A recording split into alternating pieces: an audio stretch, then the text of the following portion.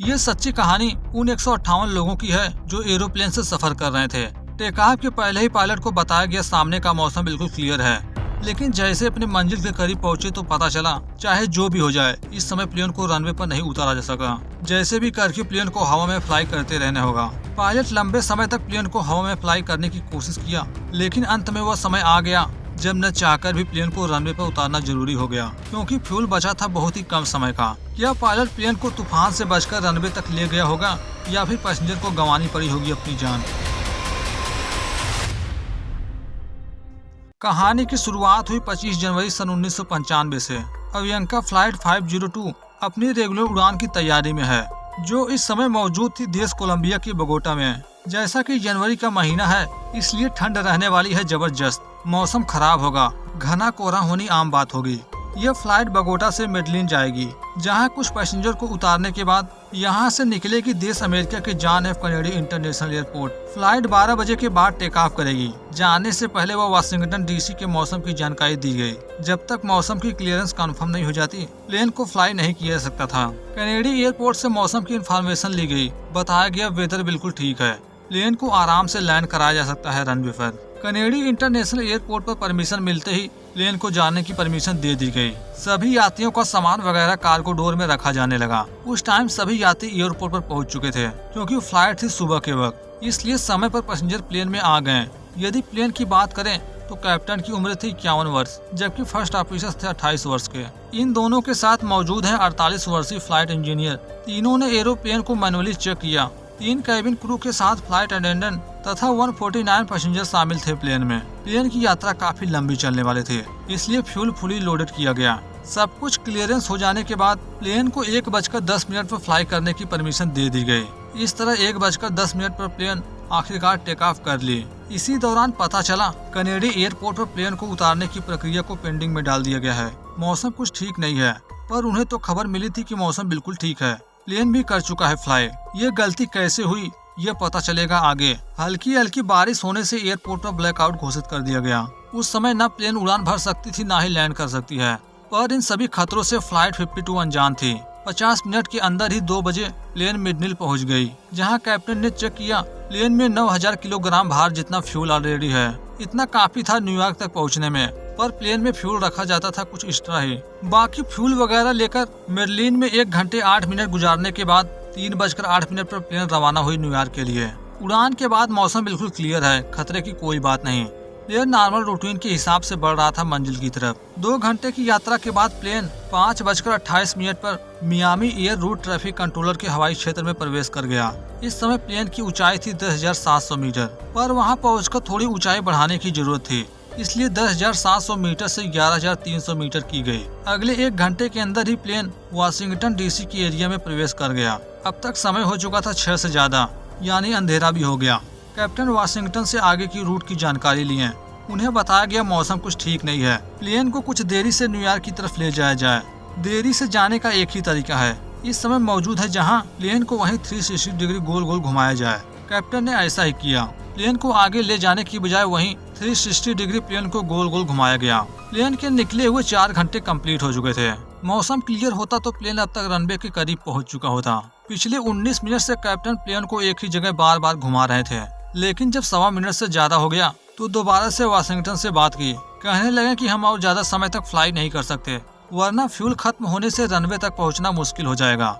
ऐसा कहने पर कैप्टन को परमिशन मिल गई न्यूयॉर्क की तरफ बढ़ने की। खराब मौसम होने के बावजूद प्लेन निकल चुका था न्यूयॉर्क की तरफ। कुछ किलोमीटर सफर के बाद कोहरे तथा खराब मौसम को कैप्टन देख पा रहे थे बिल्कुल क्लियर। प्लेन जैसे जैसे न्यूयॉर्क की तरफ बढ़ रहा था, एटमॉस्फेयर में नमी की मात्रा बढ़ती हुई दिखी, क्योंकि न्यूयॉर्क में ठंड के मौसम में भी हो रही थी बारिश। जब एयरपोर्ट पर इन्फॉर्म किया गया कि फ्लाइट 42 बढ़ रहा है एयरपोर्ट की तरफ, यह जानकर John F Kennedy international airport ने बताया कि यहाँ तो मौसम बिल्कुल सुटेबल नहीं है प्लेन को उतारने के लिए। जितना हो सके प्लेन को रनवे तक पहुँचने में देरी की जाए। ये सुनकर कैप्टन फ्लाइट इंजीनियर से पता करने की कोशिश किए आखिर प्लेन में कितना फ्यूल है। जांच के बाद पता चला उस वक्त प्लेन में 1 घंटे 29 मिनट का फ्यूल शेष है।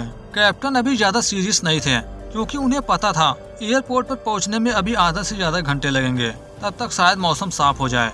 लेकिन जब तक मौसम क्लियर नहीं हो जाता, प्लेन को पहली बार की तरह इस बार भी गोल गोल घुमाने का फैसला किए। मगर कैप्टन ऐसा करना नहीं चाहते थे, क्योंकि पहली बार इन्होंने इसी तरह आधे घंटे प्लेन को घुमाकर काफी फ्यूल ऑलरेडी खत्म कर चुके थे। इस समय एयरपोर्ट की दूरी रह गई थी मात्र 54 किलोमीटर। दूसरा रास्ता न होने से प्लेन को ऊपर ही गोल गोल घुमाने का फैसला किया। इस तरह एरोप्लेन को और भी देरी होगी रनवे तक पहुंचने में, इसलिए यात्रियों को और ज्यादा समय तक अंधेरे में नहीं रखा गया। सच बता दिया गया उन्हें मौसम खराब होने की वजह से न्यूयॉर्क पहुंचने में देरी होगी। 2-3 राउंड कंप्लीट करने के बाद कैप्टन फ्रस्ट्रेट हो चुके थे। लगातार फ्यूल भी खत्म होता जा रहा था। 8:46 पर कैप्टन ने जब दोबारा से कंट्रोल टावर से बातें की, पूछा गया कि हम रनवे पर आ सकते हैं, पर उन्हें 5 मिनट और रुकने को कहा गया।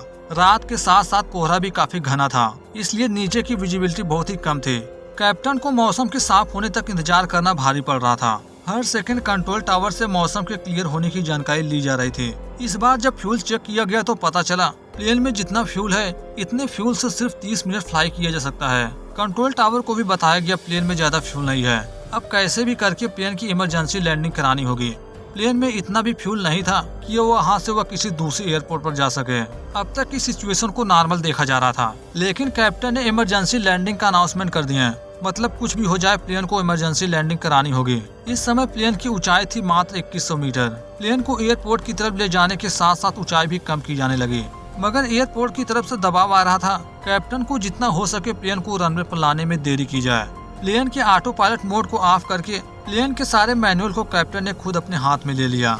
मतलब साफ था प्लेन को रनवे पर ले जाने की बजाय कुछ नहीं किया सकता। पूरे टाइम को कैलकुलेट किया, जब से प्लेन फ्लाई कर रहा था हो चुके थे पूरे 6 घंटे। इस बात से अंदाजा लगाया जा सकता था लगातार 6 घंटे काम करते करते इंसान का थकना आम बात होती है, जिस कारण कैप्टन के साथ फर्स्ट ऑफिसर्स फिजिकली तथा मेंटली काफी वीक हो चुके थे। मगर नॉर्मल रूटीन के हिसाब से प्लेन को एयरपोर्ट तक पहुंचने में 4 से 4.5 घंटे लगते थे, मगर यहाँ तो 2 घंटे एक्स्ट्रा हो चुके हैं। प्लेन की दूरी जब एयरपोर्ट से रह गई मात्र 17 किलोमीटर तो फ्यूल रह गया था सिर्फ 30 मिनट का। यात्री आने वाले खतरे से अनजान थे। प्लेन इस समय डेंजर जोन में है। फ्लाइट इंजीनियर हर पल कैप्टन से बातें करने की कोशिश कर रहा था कि जितनी जल्दी हो सके प्लेन को लैंड कराने की कोशिश की जाए। प्लेन हर समय बढ़ रहा था खतरे की तरफ। अब प्लेन में रह गया था सिर्फ 18 मिनट का फ्यूल। प्लेन को उतारने के लिए लैंडिंग गियर को भी अभी से ऑन कर दिया गया, क्योंकि लैंडिंग गियर को ऑन करने के बाद प्लेन नॉर्मल से जल्दी नीचे आएगी। प्लेन जैसे जैसे नीचे आ रही थी, घना कोहरा होने की वजह से नीचे की विजिबिलिटी बहुत ही कम है। कुछ भी देख पाना था बहुत ही मुश्किल। इस बात से कैप्टन अंदाजा लगा चुके थे कि कंट्रोल टावर उन्हें क्यों प्लेन को उतारने की परमिशन नहीं दे रहे थे। मौसम कुछ हद तक कम तो हो गया था, मगर पूरी तरह से नहीं। फ्यूल बिल्कुल ना के बराबर होने के कारण कंट्रोल टावर की तरफ से प्लेन को उतारने की परमिशन दे दी गई। प्लेन की ऊंचाई जब 300 मीटर के करीब रह गई तो पैसेंजर के बीच की इलेक्ट्रिसिटी को ऑफ कर दिया गया। इस समय फ्यूल रह गया था मात्र 10 मिनट का, जबकि दूरी थी 3 किलोमीटर के आसपास। ऊंचाई जैसे जैसे कम की गई, कैप्टन ने देखा नीचे का कुछ भी नहीं दिखाई पड़ रहा है, जिसका सबसे बड़ा रीजन था कोहरा। इसलिए कैप्टन को शक हुआ कहीं हमारी ऊंचाई 1000 फीट तो नहीं, लेकिन कंप्यूटर स्क्रीन पर ऊंचाई दिखा रही थी मात्र 300 मीटर। कंट्रोल टावर से दोबारा कांटेक्ट करके पूछा गया, जहां पर पता चला कंप्यूटर सेंसर बिल्कुल सही दिखा रहे हैं। यह हो रहा है घने कोहरे के कारण। नीचे आने के बावजूद रनवे न दिखने के कारण ये लगातार रनवे से दूर जाते गए। प्लेन 300 मीटर से 200 मीटर के करीब पहुंच गई, मगर फिर भी नीचे का कुछ भी नहीं दिखाई पड़ रहा था। पायलट की बीच बेचैनी बढ़ने लगी। माहौल बन चुका था बिल्कुल खतरनाक। प्लेन जब 150 मीटर के करीब आई तब जाकर नीचे की जमीन दिखाई पड़ रही थी सही से, पर अब तक बहुत देरी हो चुकी थी। प्लेन की हाइट हो चुकी थी बहुत ही कम। इतनी हाइट तभी कम की जाती है जब रनवे काफी करीब हो, मतलब प्लेन की ऊंचाई बढ़ानी होगी दोबारा से। ऐसा करने ही वाले थे कि ग्राउंड अप्रोक्सीमेटली वार्निंग सिस्टम बजने लगा। ये तभी बजता है जब प्लेन आ जाती है जमीन के बिल्कुल करीब। कैप्टन ने तुरंत इमरजेंसी में प्लेन का नोज गियर ऊपर किया। प्लेन में अभी भी 9 मिनट का फ्यूल बाकी था। इतना फ्यूल काफी है रनवे तक पहुंचने के लिए। इसके लिए उनसे जितनी जल्दी हो सके प्लेन की हाइट बढ़ानी होगी। वहां से एयरपोर्ट की दूरी रह गई थी मात्र 2.5 किलोमीटर। ऊंचाई जल्दी बढ़ाने के कारण लैंडिंग गियर दोबारा से बंद करना पड़ा, पर अब तक बहुत देरी हो चुकी थी। प्लेन ग्राउंड लेवल से 100 मीटर की ऊंचाई पर था।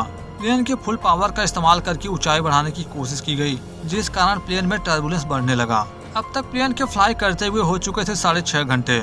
यात्रियों के बीच घबराहट बढ़ने लगी। कुछ यात्री ऐसे थे जो कैबिन में जाने की कोशिश करने लगे, मगर उन्हें शांत करके बैठाया गया। बताया गया प्लेन में आई है इमरजेंसी। प्लेन में आई इमरजेंसी की खबर कंट्रोल टावर तक दी गई, मगर वे कुछ नहीं कर सकते थे। सभी की उम्मीदें कैप्टन पर टिकी हुई थी। आखिर में उनकी कोशिश रंग लाई, प्लेन की ऊंचाई बढ़ाने में कामयाब हुए।